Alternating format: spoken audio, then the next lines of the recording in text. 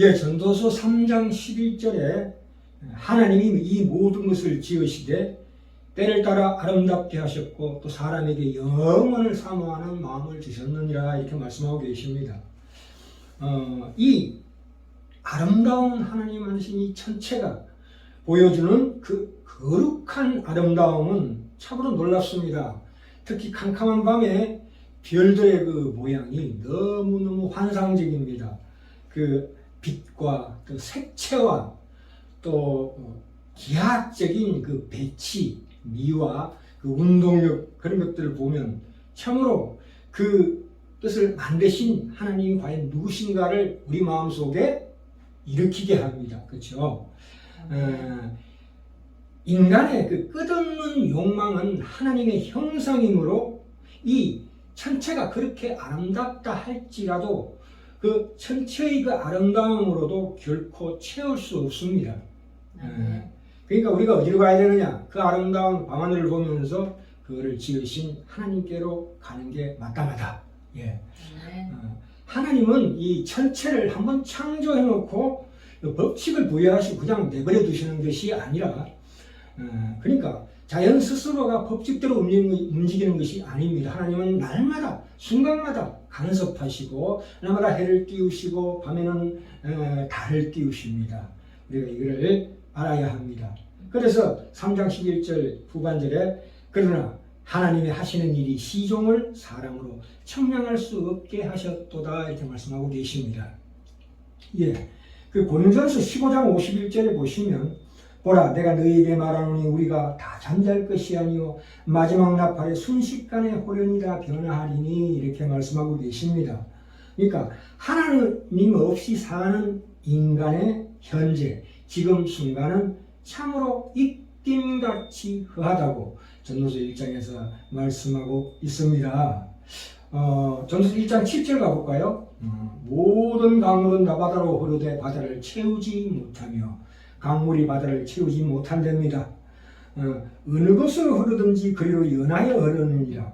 어느 곳으로 흐르든지 그리로 연하여 흐르느니라는 말씀은 천체의 신비가 하나님께로 가야 한다 이 말씀입니다. 바다를 채우지 못한다는 것은 우리 속에 영원한 하나님을 사모하는 마음을 결코 그 아름다운 천체라도 채울 수 없다 이 말씀입니다. 1장 8절 볼까요? 만물의 피곤함을 사람이 말로 다할 수 없나니 그렇지요. 인간이 산다는 게 얼마나 피곤합니까? 뒤에 눈은 보아도 족함이 없고 귀는 들어도 차지 아니하는도다 이렇게 말씀하고 있습니다. 전체의 그 장엄무비함에만 머문다면 우리 마음이 헛된 것이다 이렇게 말씀하고 있습니다. 그 영혼을 사모하는 그 마음을 결코 이 극하게 거룩한 아름다움을 풍기는 이 천체마저도 채울 수가 없다. 그만큼 인간의 욕망이 끝없다. 왜요? 하나님의 형상대로 지었기 때문입니다. 우리가 이 자연주의라는 게 있습니다. 이 자연주의는 결국 허무주의로 빠질 수밖에 없습니다. 사람은 어떤 특별한 종교를 가지지 않으면 가르쳐주지 않아도 모두 다 자연주의가 됩니다. 왜 그렇겠습니까? 엄연한 현실 때문에 그렇습니다. 현실에서 사람에게 배반당하고 난 다음에 그 현실에 대한 깊은 실망이 자연주의로 가는 겁니다. 우리가 산이나 바다에 가보면 그 자연의 크기에 첫째 놀라고 그 자연을 버타는 것이 큰 기쁨으로 경이롭다고 얘기하지만 이 자연은 참으로 무정하고 무심합니다. 내가 슬픈 날에도 해가 뜨고 배고픈 날에도 달이 뜹니다. 생각이 없습니다. 자연이라는 것이. 자연의 위대함이라는 것은 하나님께서 그렇게 만드시고 그렇게 하도록 하시는 하나님께로 가야 한다 이 말입니다. 그 자연을 버타는 그 기쁨은 쉽게 사그라듭니다. 그러니까 우리가 자연에서 배울 것은 그 기쁨과 슬픔에 관계없이 묵묵히 자기 자리를 지키고 있는 것을 우리가 배워야 합니다. 예. 우리가 그 천체를 얘기할 때 빼놓을 수 없는 것은 우리가 천둥 소리가 먼저 나고 뒤에서 번개가 뒤따라오는 법입니다. 그렇죠? 이 소리가 이동하고 빛이 이동하는데 약간의 시간이 필요합니다. 만약에 내 동생이 뉴욕에 산다고 한다면은 서로 무선 전화를 통화할 때 천분의 1초 전에 한 동생의 행동이 내 귀에 들어오는 법입니다. 그렇지요. 우리가 100m 육상 트랙에서 크라우칭 스타트 할 때 이 10분의 1초 정도를 간신히 구분할 수 있습니다. 그렇죠. 그렇기 때문에 이 시간이라는 것은 속도 때문에 늦춰진다 이 말씀입니다. 그러니까 이 현재라는 그 개념은 이 멀리 있는 대상으로 해서는 안 됩니다. 우리 현재는 이 우주 전체에는 적용되지 않습니다. 왜냐하면 보셔요. 이게 지구가 이렇게 있죠. 축이 있습니다. 23.5도 정도로 기울어져 있죠. 북극이고 남극입니다. 근데 이제 적도가 이렇게 있습니다. 이 적도 둘레가 4만 킬로 됩니다. 4만 킬로 되지요. 근데 이거를 이 지구가 하루에 한 바퀴 돕니다. 그렇죠? 시계 반대 방향으로 이렇게 도는데 시계 반대 방향으로 이렇게 돌아요. 도는데 이게 초속 얼마나 걸리냐 하면 463m입니다. 1초에 400m를 간다 이겁니다. 그만큼 지구가 빨리 돌아요. 그러면 우리나라가 여기 있죠. 우리나라가 여기 있는데 우리나라는 위도상으로 36도, 37도죠. 그러면 여기는 얼마나 걸리냐? 1초에 360m를 간다 이 말입니다. 지구가 도는 속도가. 그러니까 우리가 왜 그러면 우리가 그걸 못 느끼느냐? 너무 크기 때문에 그래요. 지구가 공 모양인데 지구의 크기가 너무 커가지고 인간이 어디에 있든지 평평한 땅을 밟는 느낌을 받습니다. 지구가 둥글다는 것을 느끼지 못합니다. 특별히 보셔요. 북극에 있는 사람은 남극에 있는 사람이 거꾸로 서 있다고 생각합니다. 이것은 인간의 생각과 느낌, 그러니까 이성이라는 것이 참으로 스스로 편집하는 거죠. 실제는 아닌데 그렇게 느끼는 거지. 인간의 이성의 한계죠. 하나님의 계시를 받는 통로예요. 이성이라는 것은 통로의 역할, 그 길의 역할밖에 할 수 없는데 지멋대로 그걸 편집하는 그런 잘못된 한계가 있다 말입니다. 우리가 그걸 잘 보셔야 합니다. 하나님께서 주께는 시간이 천년이 하루 같고 하루가 천년 같다는 이 말씀을 깊이 봐야 합니다. 가까운 데서는 우리가 현재가 있지만 멀리 떨어질수록 그렇지 않다 이 말입니다. 그러니까 내 동생이 4광년이나 떨어지는 별에 있다면 지금 내가 망원경으로 보고 무선 통신으로 했다 할지라도 그 소리와 빛은 4년 전에 동생이 했던 행동이라 이 말입니다. 더 깊이 얘기하자면 내가 보기에는 4년이지만 그 동생이 보기에는 지구에는 10년의 시간이 흘러간 거예요. 서로 달라요. 기준이 다르다고. 그러니까 이 넓은 우주에서는 천체에서는 위와 아래라는 기준이 없어요. 자기가 서 있는 곳이 위예요. 무중력 상태에서 우주선 안에 있는 우주인은 자기가 서 있는 위가 머리 위가 위고 다리가 아래예요. 그 뒤집으면 그게 머리가 위고 다리가 아래죠. 이렇게 헷갈립니다. 이게 무슨 말씀이냐 하면 우리가 보셔요. 무지개가 있죠. 무지개가 뜰 때 저 산 끝에 붙어 있는 것 같아요. 쫓아가 보면 잡을 것 같지만 막상 가보면 없어요. 하나님 만신 이 천체 우주에는 현재가 아무 의미가 없어요. 현재가 없는 시간 구조를 가지고 있다 이 말입니다. 이 시간이라는 것은 공간과 같이 있어야 비로소 시간이 흐르게 돼요. 공간이라는 게 뭡니까? 이 공간이라는 것은 물체와 존재예요. 하나님께서 창조 때 시간과 공간을 동시에 창조하셨는데 그 공간이라는 게 뭡니까? 어떤 존재 그리고 물체를 지었었어요. 그러면 이 존재와 물체의 서로 상관관계, 상호적인 물리적인 관계로 말미암아 시간이 흐르게 돼요. 만약에 이 존재와 물체가 없으면 시간 자체가 의미가 없어요. 그래서 이 물체가 있는 곳에 뭐가 작동이 됩니까? 이 우주에는 세 가지 큰 힘이 작동이 돼요. 중력, 핵력, 전자기력이 있어요. 중력이라는 건 무엇입니까? 중력의 그 입자, 그 빛의 원자가 만들어내는 어떤 그 기하학적인 그 상관관계, 물리적인 그 상호작용으로 말미암아 시간이 흐르게 된다. 이런 뜻입니다. 다음에 또 깊이 말씀드리기로 하고요. 자, 우리가 시편 19편으로 한번 가봅시다. 10편, 19편. 예. 전문 시간에 어디까지 했습니까? 10편, 19편.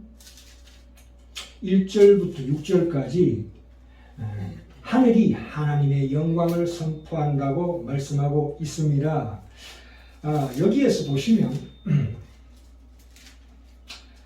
캄캄한 밤에 천체의 거룩한 아름다움을 보여주고 있는 것을 바라봤을 때 이것만으로는 되는 게 아니다. 거기에다가 어떤 특별한 이 일반 은총, 일반 계시에 뭐를 추가시켜야 되냐 하면 특별한 계시가 거기에 첨가돼야 된다 이 말입니다. 특별한 계시라는 게 무엇입니까? 성경 말씀이죠. 그렇죠? 우리가 하나님께 가까이 집중할 때는 이 아름다운 자연을 외면할 줄 알아야 합니다. 하나님께 가까이 갈 때는 하나님 반드시 이 아름다운 천체라도 멀리 할 줄 알아야 된다. 꽃밭을 지나서 교회로 가는 법이죠. 그렇죠? 여기다 눈을 머물면 안 된다 이 말입니다. 하나님께 갈 때는 반드시 하나님 말씀 속으로 들어가야 이 아름다운 자연이 더욱더 아름다워지는 법입니다. 그렇죠? 네. 그래서 여기 보시면 7절에 뭐라고 나와 있습니까? 여호와의 율법은 완전하게 영혼을 소송케 한대요. 율법이란 게 무엇입니까? 하나님 만드시는 규칙이죠. 규례죠. 이런 것들이 사실은 완전합니다. 이 모든 천체를 하나님께서 완벽하게 물론 타락했지만서도 이렇게 아름다운 자연을 볼 때에 하나님께서 그 율법은 완전하게 영혼을 소성케 한다 이렇게 말씀하고 계십니다. 그렇죠? 그로 말미암아 하나님께 우리에게 영혼을 사모하는 마음을 주셨다. 뒤이어서 여호와의 증거는 확실하지요. 이 시간과 공간을 마음대로 주무르시는 하나님의 놀라운 권능을 밤하늘의 천체를 바라보면서 우리가 깨달을 수 있다 이 말입니다. 그렇죠? 그래서 여호와의 증거는 확실하여 우주라는 자로 지혜롭게 한대요. 우리가 과학을 보세요. 얼마나 지혜롭게 합니까? 물론 그러나 그렇다 할지라도 그것이 하나님께로 이어지지 않으면 아무짝에도 쓸모없는 지혜다 이 말입니다. 8절에 여호와의 교훈은 정직하여 마음을 기쁘게 하고 당연하지요. 우리가 땅 위에서 느끼는 아름다움보다 하늘 천체를 바라보고 느끼는 그 아름다움은 참으로 거룩한 아름다움이에요. 그것이 우리 마음속에 하나님을 바라봄으로 말미암아 기뻐집니다. 그것을 하나님께서는 항상 우리 머리 위에 두시고 날마다 보게 하십니다. 그것이 하나님의 일반 은총이 아니고 무엇입니까? 물론 그 일반 은총도 지금 말씀드렸다시피 이 성경 말씀에 조명해서 보셔야 진실로 마음이 기뻐지고 여호와의 계명은 순결하여 눈을 밝게 하도다. 드디어 하나님의 이 계명 서로 사랑하라. 그렇죠? 그 사랑에 그것이 너무나 순결하여 눈을 밝게 하도다. 9절에 보시면 여호와를 경외하는 눈은 정결하여 영원까지 이루고 우리에게 이 천체는 아름다운 시공간성 이 천체는 영원한 것이 있구나. 영원한 현재가 있는 것이구나. 하나님 만드신 그 영혼을 사모하게 합니다. 그다음에 그러니까 그 여호와의 그 규례는 확실하여 다 의롭다. 왜요? 이 천체를 바라보고 천체 시공간성을 깊이 바라보시고 하나님의 그 놀라운 솜씨를 깨달을 때에 내가 하나님의 그 영혼을 준비하신 그 구원의 완성으로 가는 그 준비를 지금 내가 이 시간 이 자리에서 내 있는 자리에서 준비를 해야 되겠구나 하는 생각이 떠오릅니다. 그렇죠.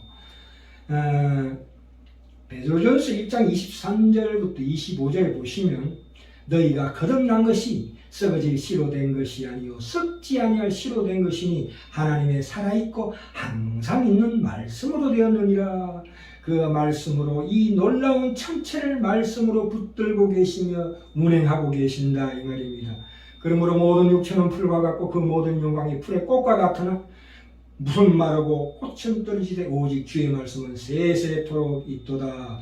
시간과 공간을 초월하는 하나님의 놀라운 섭리를 우리가 알아야 합니다. 이 천체가 이렇게 역동적인 이유는 무엇입니까? 히브리서 4장 12절 13절에 하나님의 말씀은 살았고 운동력이 있어 좌우의 날선 어떤 것보다도 일하여 혼과 영과 및 관절과 골수를 찔러 쪼개기까지 하며 그 마음의 생각과 뜻을 감찰하니 해놓고 지으신 것이 하나라도 그 앞에 나타나지 않음이 없고 라고 하셨습니다. 이 10편 19편에 보신 대로 하나님의 말씀은 참으로 우리에게 우리 영혼을 순수 있게 열매로 나타나게 만듭니다. 이 아름다운 천체를 통해서도 하나님께서 이렇게 역사하신다 이 말입니다. 첫째로 정리합시다. 우리 영혼을 하나님께로 돌아가게 한답니다. 그래서 7절에 다시 여호와의 율법은 완전하여 영혼을 소성케 하고 여호와의 정의는 확실하여 우리를 우둔한 자로 지혜롭게 하신답니다. 둘째로 그것은 사람으로 참으로 지혜로운 생활을 하게 하십니다. 그렇죠? 우둔한 자로 지혜롭게 하신답니다. 세 번째로 그것이 그에게 큰 행복과 기쁨을 가져다 준답니다. 8절 하반절에 나오지요. 여호와의 교훈은 정직하여 마음을 기쁘게 하고 여호와의 계명은 순결하여 눈을 밝게 만들도다. 이렇게 말씀하고 계십니다. 우리 영혼을 찔러 쪼개어 치료시킴으로 기쁨을 얻게 됩니다. 여호와를 경외하는 도는 정결하여 영혼까지 이루고 여호와의 규례는 확실하여 다 의로우니 이렇게 말씀하고 계십니다. 하나님의 말씀을 순결하여 흑도가니에 7번 단련한 은과 같아서 우리 심령의 눈을 밝게 하여 하나님을 보게 하며 그 눈이 밝아진 때부터 하나님을 경외함으로 말미암아 진정한 영혼의 정결을 이루는 인간의 본분으로 나아갈 수 있다 이 말입니다. 그것은 영원토록 있다. 하나님의 규례는 확실하여 의로우니 라는 말씀입니다. 그래서 우리가 끝날의 심판에 대하여 우리가 미리부터 그거를 통과할 준비를 가지게 하는 말씀이다 이 말입니다. 예.